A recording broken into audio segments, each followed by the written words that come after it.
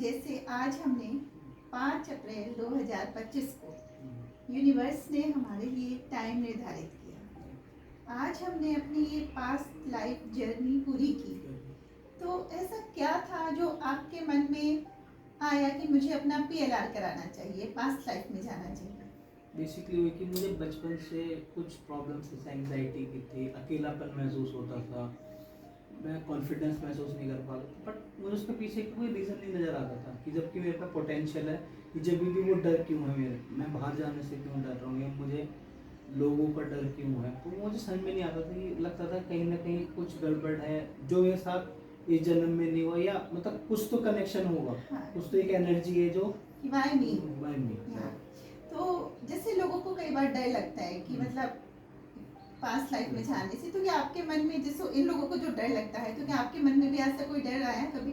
मतलब डर नहीं आया था, बट ये था कि मैं उस चीज़ को महसूस कैसे करूँ। मतलब कि वो होता है ना कि आप जा रहे हो, या आप वो इंट्यूशन पे बिलीव कैसे करना है, मतलब वो सही है या गलत है, एक वो बहुत डाउट सारे रहता थॉट्स है। तो जैसे आपने आज PLR कराया और इससे पहले हमने कुछ प्रिपरेटरी सेशंस भी किए, तो आपकी लाइफ में प्रिपरेटरी सेशन जब से हमने शुरू किए, उसके बाद से क्या चेंजेस आपने एक्चुअल में महसूस किए अपनी लाइफ में?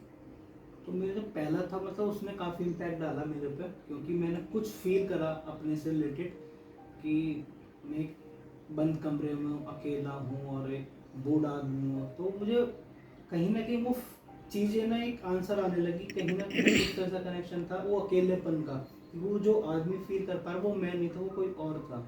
बट कहीं ना कहीं मुझे लगा कि वो मेरे पिछले जन्म का ही कोई एक रूप या हाँ कुछ हिस्सा था जो वो अकेलापन महसूस कर चुका था, जो अब कैरी फॉरवर्ड होता। उसके बाद मतलब मुझे अब इतना अकेलापन महसूस नहीं होता। उतना अकेलापन महसूस नहीं होता। और जो आपका कॉन्फिडेंस का पार्ट था, ये PLR आज का करने से पहले प्रिपरेटरी सेशंस के साथ साथ क्या आपकी उस कॉन्फिडेंस या जो मन में डाउट रहते थे, सेल्फ डाउट रहते थे, क्या उसमें कोई इम्पैक्ट पड़ा प्रिपरेटरी सेशंस का?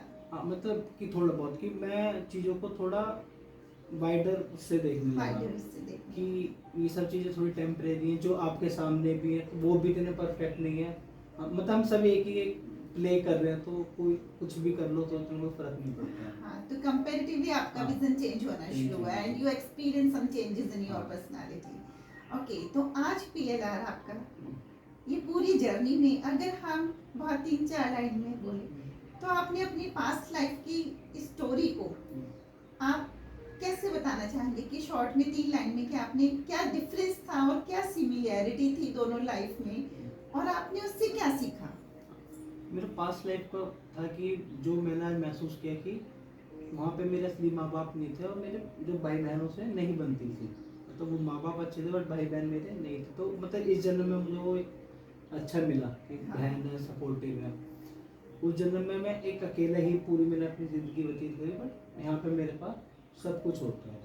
बट ये कि कुछ सिमिलरिटी भी मिली, हो सकता है जिस थॉट के साथ मैं आगे बढ़ा कि मैं अपने लुक्स को लेके जो मेरा एक पूरा अकेलापन रहा से आप कैरी कर रहा था, वो लग रहा है कि वो इस जन्म में भी मेरे साथ कैरी हुआ, और मैं वो बचपन में उसी फीलिंग के साथ बड़ा हुआ जो अब तक मैं मतलब झेल भी रहा था। तो मतलब आपने देखा कि आप अपने पास्ट से जो एक हैवी बर्डन कैरी कर रहे थे, वो आप इस जन्म में भी शुरू से उसको रेजिडुअल्स को कैरी कर रहे थे।